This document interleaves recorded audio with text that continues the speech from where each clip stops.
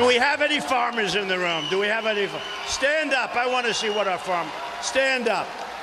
That's a lot of farmers. Family farms are the backbone of this country. Remember that. The thing that most surprised me is in going around all over the country and talking about that massive tax cut, and also for the middle class, but the massive small business and business tax cut, or the reduction by a lot of regulations. 100% of the people I talk to feel more strongly about the regulation.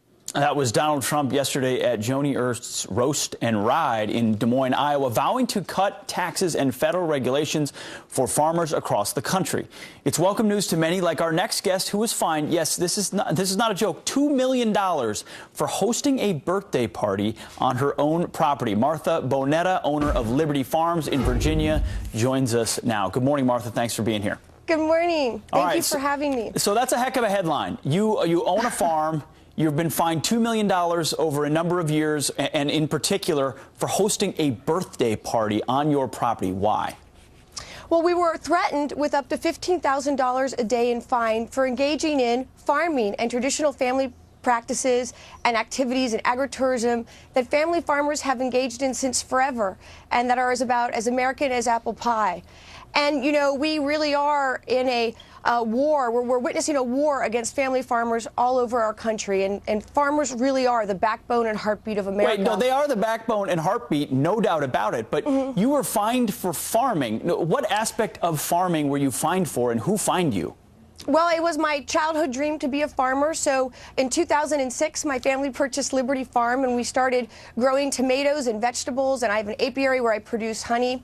And we had a birthday party for 8 10-year-old little girls on our farm. We also had pumpkin carvings in our pumpkin patch.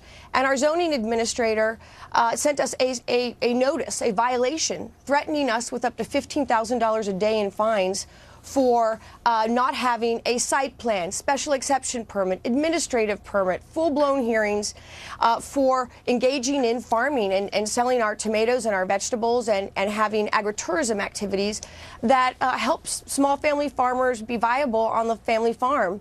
And it was devastating. You know, I grew up in a family where my mom and my dad taught us that if we worked really hard, we could be anything we want in life.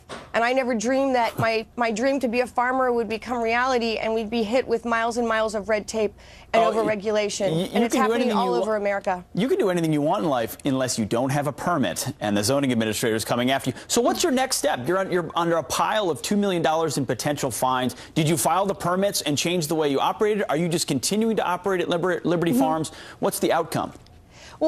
Well, we were threatened with up to $15,000 a day, and our farm was shut down when we were in full-on harvest. I am in still ongoing litigation, but we are farming right now at Liberty Farm, and our doors are open. We did fight very hard and pass legislation to help small family farmers, to provide truly unlimited potential and opportunity for farmers to be viable without farming in fear, without the threat of not knowing, you know, any day when they're going to be hit with all of these violations and ultimately shut down and prevented from truly fulfilling the American dream to be able to farm in peace and be as successful as you can be on a family farm. Who'd have thunk it? The right to not farm in fear in America. Martha Bonetta, thank you very much for joining us. Thank You're hosting you so much. Pumpkin and Politics, I know, on your location on September 10th. Absolutely. All right. Celebration of the American farmer. I love it. Thank you very much. All right. Thank you.